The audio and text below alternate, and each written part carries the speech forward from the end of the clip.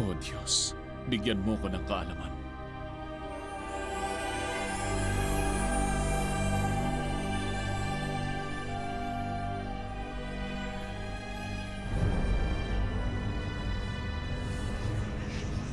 Pareho niyong sinasabi na ang buhay ng sanggol ay sa inyo.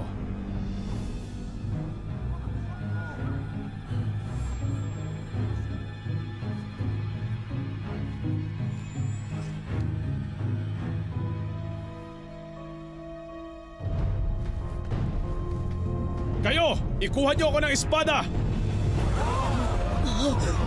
Ano? May narinig ko. Espada.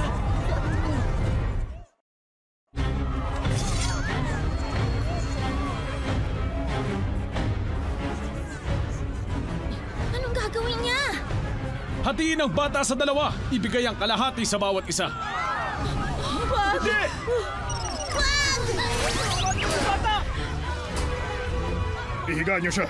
Pakiusap, huwag niyo patayin ang anak ko. Mahal na hari, mahal na mahal ko ang anak ko. Ibibigay ko na lang sa kanya. Huwag niyo lang siyang papaslangin.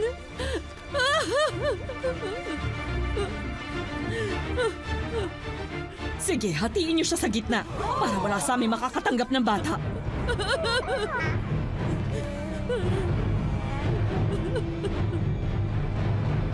Huwag niyong patayin ang bata! Ibigay niyo siya sa babaeng gusto siyang mabuhay. Dahil siya ang tunay na ina. Mabuti naman. Salamat naman. Napakabuti ng hari. Buhay ang bata.